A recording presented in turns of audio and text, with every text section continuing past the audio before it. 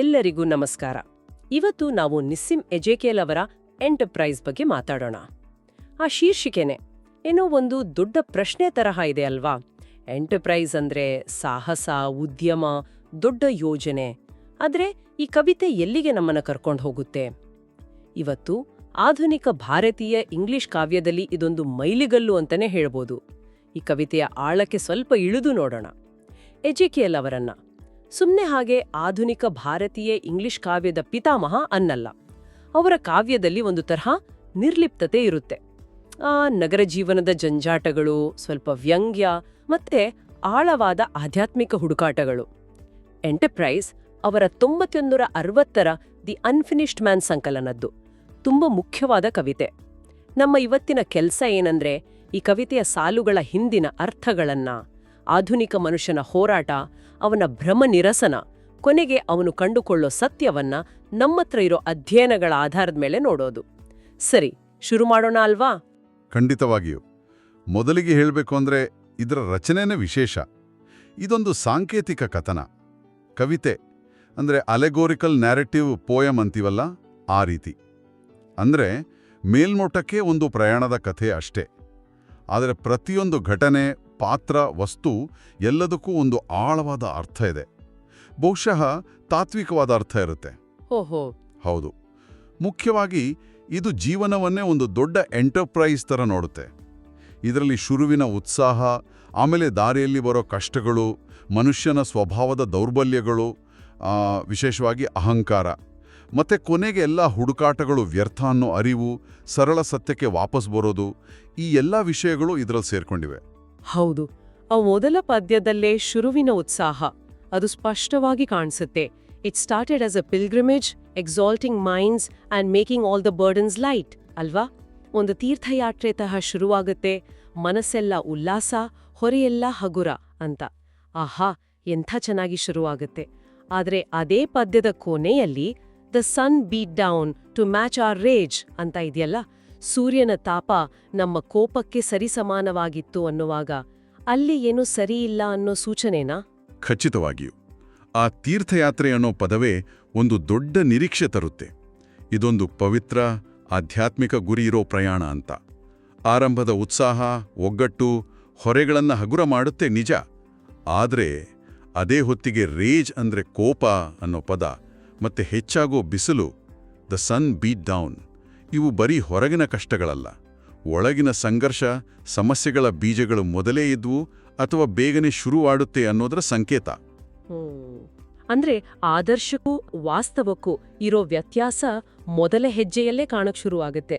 ಹಾಗಾದ್ರೆ ಆ ಆರಂಭದ ಹುಮ್ಮಸ್ಸಿನಲ್ಲಿ ಅವರು ಸುತ್ತಮುತ್ತಲಿನ ಪ್ರಪಂಚವನ್ನ ಹೇಗೆ ನೋಡಿದ್ರು?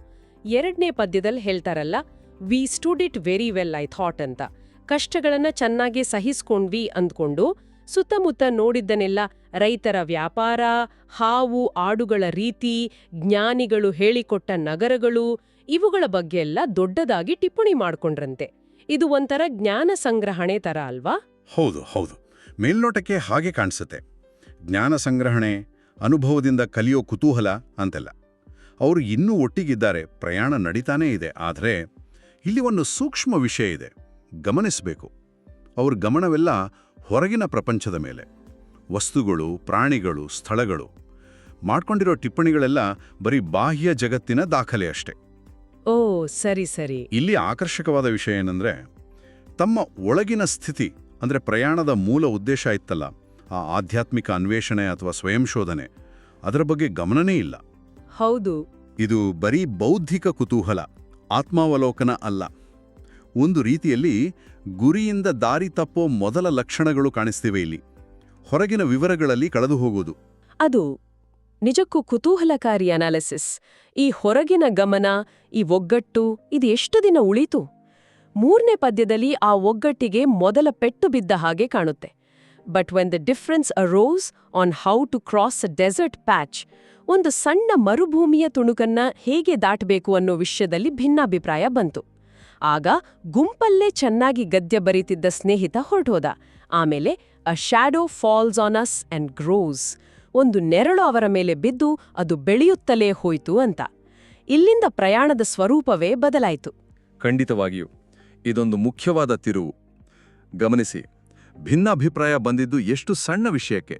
How to cross a desert patch ಬಹುಶಃ ಅಷ್ಟು ಮುಖ್ಯವಲ್ಲದ ವಿಷಯ. ಇದು ತೋರಿಸ್ದೆ ಹೇಗೆ ಮನುಷ್ಯ ಸಂಬಂಧಗಳಲ್ಲಿ, ಗುಂಪುಗಳಲ್ಲಿ ಅಹಂಕಾರ, ಸನ್ನತನಗಳು ದೊಡ್ಡ ಬಿರುಕು ತರ್ತವೆ ಅಂತ. ಆ ಸ್ಟೈಲಿಶ್ ಪ್ರೋಸ್ ಬರೀತಗ ಸ್ನೇಹಿತ ಹೋದದ್ದು ಬರೀ ಒಬ್ಬ ವ್ಯಕ್ತಿ ಹೋದಾಗಲ್ಲ. ಅದು ಬೌದ್ಧಿಕ ಅಹಂಕಾರ, ವೈಯಕ್ತಿಕ ಪ್ರತಿಷ್ಠೆ, ಇವು ಸಾಮೂಹಿಕ ಗುರಿಗಿಂತ ಹೇಗೆ ದೊಡ್ಡದಾಗುತ್ತೆ ಅನ್ನೋದರ ಸಂಕೇತ. ಇನ್ನು ಆ shadow falls on us and grows, ಆ ನೆರಳು ಬರೀ ದುಃಖ ಅಲ್ಲ, ಅದು ಅನುಮಾನ, ಅಪನಂಬಿಕೆ, ಒಡಕಿನ ಮನಸ್ಥಿತಿ, ಇಡೀ ಗುಂಪನ್ನ ಹೇಗೆ ಆವರಿಸ್ಕೊಳ್ಳುತ್ತೆ ಅನ್ನೋದನ್ನ ಸೂಚಿಸುತ್ತೆ. ಒಮ್ಮೆ ಸಾಮರಸ್ಯ ಹೋದ್ರೆ ನೆಗೆಟಿವಿಟಿ ಹರಡುತ್ತಲೇ ಹೋಗುತ್ತೆ. ಆ ನೆರಳು ಬೆಳೆದ ಹಾಗೆ ಮುಂದಿನ ಹಂತದಲ್ಲಿ ಸವಾಲುಗಳು ಇನ್ನೂ ಹೆಚ್ಚಾಗಿರ್ಬೇಕಲ್ವೇ? 4ನೇ ಪದ್ಯದಲ್ಲಿ ಹೇಳೋ ಹಾಗೆ, another phase was reached when we were twice attacked and lost our way. 2 ಸಲ ದಾಳಿಯಾಯ್ತು, ದಾರಿನೇ ತಪ್ಪಿಸ್ಕೊಂಡ್ರು. ಆಮೇಲೆ a section claimed its liberty to leave the group. ಗುಂಪಿನ ಒಂದು ಭಾಗನೇ ಹೊರಟೋಯ್ತು. ಕೊನೆಗೆ except that we were less at ease, ಉಳಿದವರಲ್ಲೂ ನೆಮ್ಮದಿ ಇರಲಿಲ್ಲ. ಇದು ಪೂರ್ತಿ ವಿಘಟನೆಯ ಚಿತ್ರಣನಾ? ಹೌದು, ಇದು ಸ್ಪಷ್ಟವಾದ ವಿಘಟನೆ. ಇಲ್ಲಿ 2 ತರಹದ ಒತ್ತಡಗಳನ್ನು ನೋಡಬಹುದು. ಹೊರಗಿನಿಂದ ಒತ್ತಡ, ದಾರಿ ತಪ್ಪೋದು; ಒಳಗಿನಿಂದ ಒತ್ತಡ, ಗುಂಪಿನ ಒಡಕು, ಜನ ಬಿಟ್ಟು ಹೋಗೋದು. ಇವೆರಡೂ ಸೇರಿ ಗುಂಪನ್ನ ಮಾನಸಿಕವಾಗಿ, ಭೌತಿಕವಾಗಿ ದುರ್ಬಲ ಮಾಡ್ತವೆ. ನಿಜ. ಆರಂಭದಲ್ಲಿದ್ದ ಆ ತೀರ್ಥಯಾತ್ರೆಯ ಪಾವಿತ್ರ್ಯತೆ, ಉಲ್ಲಾಸಭರಿತ ಮನಸ್ಸುಗಳು, ಹಗುರವಾದ ಹೊರೆಗಳು, ಅದೆಲ್ಲ ಈಗ ಮಾಯ. ಉಳಿದಿರೋದು ಬರೀ ಭಯ, ಅನುಮಾನ, ಅಶಾಂತಿ. ಇದನ್ನ ದೊಡ್ಡ ಚಿತ್ರಕ್ಕಿಟ್ಟು ನೋಡಿದ್ರೆ, ಯಾವುದೇ ದೊಡ್ಡ ಉದ್ಯಮ ಅಥವಾ ಜೀವನದ ಗುರಿ ಸಾಧಿಸೋಕೆ ಹೊರಟಾಗ ವೈಯಕ್ತಿಕ ಅಹಂಕಾರ, ಅಧಿಕಾರದ ಆಸೆ, ಭಿನ್ನಾಭಿಪ್ರಾಯಗಳು ಹೇಗೆ ಮೂಲ ಉದ್ದೇಶವನ್ನೇ ಮರೆಸಿ ಗುಂಪನ್ನೇ ಒಡೆದು ಹಾಕಬಹುದು ಅನ್ನೋದಕ್ಕೆ ಇದು ಸಾಕ್ಷಿ. ಗುರಿಗಿಂತ ದಾರಿಯ ಜಗಳಗಳೇ ದೊಡ್ಡದಾಗೋ ದುರಂತ ಇದು. ಕೆಲವು ಕಡೆ 5ನೇ ಪದ್ಯದಲ್ಲಿ ಹಳೆ ಸಾಲುಗಳೇ ಪುನರಾವರ್ತನೆ ಆಗುತ್ತೆ ಅಂತಾರಲ್ಲ. ಉದಾಹರಣೆಗೆ ದ ಸನ್ ಬೀಟ್ ಡೌನ್ ಅಥವಾ ಅಭಿನ್ನಾಭಿಪ್ರಾಯದ ಸಾಲುಗಳು. ಇದಕ್ಕೇನಾದ್ರೂ ವಿಶೇಷ ಅರ್ಥ ಇದೆಯಾ? ಆ ಪುನರಾವರ್ತನೆ ಕೆಲವು ವಿಶ್ಲೇಷಣೆಗಳ ಪ್ರಕಾರ ಅದು ನಂತರ ಸೇರಿಸಿದ್ದಾಗಿರಬಹುದು ಅಥವಾ ಮೂಲದಲ್ಲೇ ಇದ್ದಿರಬಹುದು. ಅದೊಂದು ಮುಖ್ಯವಾದ ಅಂಶವನ್ನ ಒತ್ತಿ ಹೇಳುತ್ತೆ. ಈ ಸಂಘರ್ಷಗಳು, ಈ ಅಹಂಕಾರದಿಂದ ಬರೋ ಸಮಸ್ಯೆಗಳು, ಈ ಭ್ರಮನಿರಸನದ ದಾರಿ, ಇದು ಒಂದೇ ಸಲ ನಡೆಯೋ ಘಟನೆ ಅಲ್ಲ. ಇದು ಮನುಷ್ಯನ ಅನುಭವದಲ್ಲಿ ಮತ್ತೆ ಮತ್ತೆ ಬರೋ ಒಂದು ಮಾದರಿ, ರಿಕರಿಂಗ್ ಪ್ಯಾಟರ್ನ್ ಅಂತಾರಲ್ಲ ಹಾಗೆ. ಮತ್ತೆ ಮತ್ತೆ ಅದೇ ತಪ್ಪುಗಳು, ಅದೇ ಜಗಳಗಳು, ಅದೇ ಒಡಕುಗಳು. ಈ ಚಕ್ರ ಮುಂದುವರಿಯುತ್ತಲೇ ಇರುತ್ತೆ, ಪಾಠ ಕಲಿಯದ ಹಾಗೆ. ಇಷ್ಟೆಲ್ಲ ಕಷ್ಟ, ನಷ್ಟ, ವಿಘಟನೆಗಳ ನಂತರ ಕೊನೆಗೂ ಅವರು ಗಮ್ಯ ತಲುಪ್ತಾರೆ. 6ನೇ ಪದ್ಯ ಅಂದ್ರೆ ಕೊನೆಯ ಪದ್ಯ ಆ ಅನುಭವವನ್ನ ಹೇಗೆ ಹೇಳುತ್ತೆ? When finally we reached the place we hardly knew why we were there. ಸ್ಥಳ ತಲುಪಿದಾಗ ಅಲ್ಲಿಗೆ ಯಾಕೆ ಬಂದ್ವಿ ಅನ್ನೋದೇ ಗೊತ್ತಿರ್ಲಿಲ್ವಂತೆ. ಪ್ರಯಾಣ ಎಲ್ಲರ ಮುಖ ಕಪ್ಪಾಗಿಸಿತ್ತು. ಆ deeds were neither great nor rare. ತಾವು ಮಾಡಿದ್ದು ಅಂಥ ಶ್ರೇಷ್ಠವಾದದ್ದು ಅಲ್ಲ, ಅಪರೂಪದ್ದು ಅಲ್ಲ ಅಂತ ಅರಿವಾಯ್ತಂತೆ. ಇದು ತುಂಬಾನೇ ವಿಷಾದಕರ ಅಂತ್ಯ ಅಲ್ವಾ? ವಿಷಾದಕರ, ಹೌದು. ಆದರೆ ಅದಕ್ಕಿಂತ ಹೆಚ್ಚಾಗಿ ಇದೊಂದು ಕಠೋರ ಸತ್ಯದ ಅನಾವರಣ. ಆ ಸಾಲು we hardly knew why we were there, ಅದೇ ಇಡೀ ಪ್ರಯಾಣದ ವ್ಯರ್ಥತೆಯನ್ನ ಹಿಡಿದಿಡುತ್ತೆ. ಯಾವ ದೊಡ್ಡ ಉದ್ದೇಶದಿಂದ, ಯಾವ ತೀರ್ಥಯಾತ್ರೆ ಅಂತ ಹೊರಟಿದ್ರೂ ಆ ಮೂಲ ಪ್ರೇರಣೆನೇ ದಾರಿಯಲ್ಲಿ ಎಲ್ಲೋ ಕಳೆದು ಹೋಗಿದೆ. ಗುರಿ ತಲುಪಿದ್ರೂ ಗುರಿಯ ಅರ್ಥವೇ ಇಲ್ಲ. ಹೌದು. The trip had darkened every face. ಆ ಕಪ್ಪಾದ ಮುಖಗಳು ಬರೀ ದೈಹಿಕ ಬಳಲಿಕೆ ಅಲ್ಲ, ಅದು ಆಧ್ಯಾತ್ಮಿಕ ಶೂನ್ಯತೆ, ಭ್ರಮನಿರಸನ, ಒಳಗಿನ ಸೋಲಿನ ಸಂಕೇತ. ಇನ್ನು our deeds were neither great nor rare. ನಾವು ಸಾಧಿಸಿದ್ದು ಏನೋ ದೊಡ್ಡದು ಅನ್ನೋ ಅಹಂಕಾರನೂ ಇಲ್ಲಿ ಕರಗೋಗುತ್ತೆ. ತಮ್ಮೆಲ್ಲ ಹೋರಾಟ, ತ್ಯಾಗಗಳು ಕೊನೆಗೆ ಸಾಮಾನ್ಯವಾದ ಎಲ್ಲರೂ ಪಡೋ ಫಲಿತಾಂಶವನ್ನೇ ಕೊಟ್ಟಿವೆ. ಇದರಲ್ಲಿ ವಿಶೇಷ ಏನೂ ಇರಲಿಲ್ಲ ಅನ್ನೋ ಕಹಿ ಸತ್ಯದ ಅರಿವು. ಹಾಗಾದ್ರೆ ಆ ಕೊನೆಯ ಸಾಲು home is where we have to gather grace, ಬಹುಶಃ ಇದೇ ಕವಿತೆಯ ಕೇಂದ್ರ ಸಂದೇಶ ಇರಬೇಕು. ಮನೆಯಲ್ಲೇ ನಾವು ಕೃಪೆಯನ್ನ ಗಳಿಸಬೇಕು. ಈ ಮನೆ ಅಂದ್ರೇನು, ಕೃಪೆ ಅಂದ್ರೇನು ಈ ಸಂದರ್ಭದಲ್ಲಿ? ಖಂಡಿತವಾಗಿಯೂ ಇದೇ ಕವಿತೆಯ ತಿರುಳು. ಆ ಮನೆ ಅನ್ನೋದು ಬರೀ ನಮ್ಮ ಭೌತಿಕ ಮನೆಯಲ್ಲ, ಅದು ನಮ್ಮ ಅಂತರಂಗ, ನಮ್ಮ ಮೂಲ ಸ್ವರೂಪ, ನಮ್ಮ ಆತ್ಮ. ಎಲ್ಲಿಂದ ಬಂದೇವೋ, ನಮ್ಮ ನಿಜವಾದ ನೆಲೆ ಯಾವುದು ಅದು. ಇಡೀ ಪ್ರಯಾಣ ಹೊರಗಿನ ಪ್ರಪಂಚದಲ್ಲಿ ಉತ್ತರ ಹುಡುಕೋ ಪ್ರಯತ್ನ ಆಗಿತ್ತು, ಸಾರ್ಥಕತೆ ಹುಡುಕೋ ಪ್ರಯತ್ನ. ಆದರೆ ಕವಿತೆಗೆ ಹೇಳೋದೇನು ಅಂದರೆ ನಿಜವಾದ ಕೃಪೆ ಅಂದರೆ ಶಾಂತಿ, ಸಮಾಧಾನ, ಸ್ವೀಕಾರ, ಅರ್ಥಪೂರ್ಣತೆ ಅದು ಹೊರಗಿನ ಸಾಧನೆಗಳಿಂದಲ್ಲ, ದೂರದ ತೀರ್ಥಕ್ಷೇತ್ರಗಳಿಂದಲ್ಲ. ಬದಲಿಗೆ ನಮ್ಮೊಳಗೆ. ಹೌದು, ನಮ್ಮೊಳಗೆ, ನಮ್ಮ ಮನೆಯಲ್ಲೇ ನಾವು ಅದನ್ನು ಕಂಡುಕೊಳ್ಳಬೇಕು, ಗಳಿಸಬೇಕು. ಗ್ಯಾದರ್ ಅಂತಾರಲ್ಲ ಹಾಗೆ. ಆ ಕೃಪೆ, ಗ್ರೇಸ್ ಪದಕ್ಕೂ ಹಲವು ಅರ್ಥಗಳಿವೆ. ದೈವಾನುಗ್ರಹ ಇರ್ಬೋದು, ಆದರೆ ಇಲ್ಲಿ ಬಹುಶಃ ಅದೊಂದು ತರಹದ ಆಂತರಿಕ ಸಮಚಿತ್ತತೆ, ವಿನಯದಿಂದ ಬರೋ ತಿಳುವಳಿಕೆ, ಜೀವನದ ಏಳು ಬೀಳುಗಳನ್ನು ಸ್ವೀಕರಿಸೋ ಮನಸ್ಥಿತಿ, ನಮ್ಮ ಮಿತಿಗಳನ್ನು ಅರಿತುಕೊಳ್ಳೋ ಪ್ರಜ್ಞೆ ಇವೆಲ್ಲವನ್ನೂ ಸೂಚಿಸುತ್ತೆ. ಹೊರಗಿನ ಎಂಟರ್ಪ್ರೈಸ್ ಫೇಲ್ ಆದಾಗ ಒಳಗಿನ ಮನೆಯ ಮಹತ್ವ ಗೊತ್ತಾಗುತ್ತೆ. ಹಾಗಾದ್ರೆ ಈ ಇಡೀ ಕವಿತೆಯ ಸಾರಾಂಶ ಇದೇನು ಬರೀ ಒಂದು ಗುಂಪಿನ ವಿಫಲ ಪ್ರಯಾಣದ ಕಥೆನಾ ಅಥವಾ ಅದಕ್ಕಿಂತ ಹೆಚ್ಚಿನದೇನಾದ್ರೂ ಇದೆಯಾ? ಖಂಡಿತ ಇಲ್ಲ. ಇದು ಬರೀ ಕಥೆ ಅಲ್ಲ. ಇದು ಮನುಷ್ಯನ ಅಸ್ತಿತ್ವದ, ಅವನ ಆಸೆ ಆಕಾಂಕ್ಷೆಗಳ, ಅವನ ಆಧ್ಯಾತ್ಮಿಕ ಹುಡುಕಾಟದ ಒಂದು ಶಕ್ತಿಯುತ ರೂಪಕ, ಮೆಟಫರ್ ಅಂತ ಹೇಳ್ಬೋದು. ಜನರು ದೊಡ್ಡ ಆದರ್ಶಗಳೊಂದಿಗೆ, ದೊಡ್ಡ ಗುರಿಗಳೊಂದಿಗೆ ಜೀವನದ ಅಥವಾ ಯಾವುದೋ ಕೆಲಸದ ಎಂಟರ್ಪ್ರೈಸ್ ಶುರು ಮಾಡ್ತಾರೆ.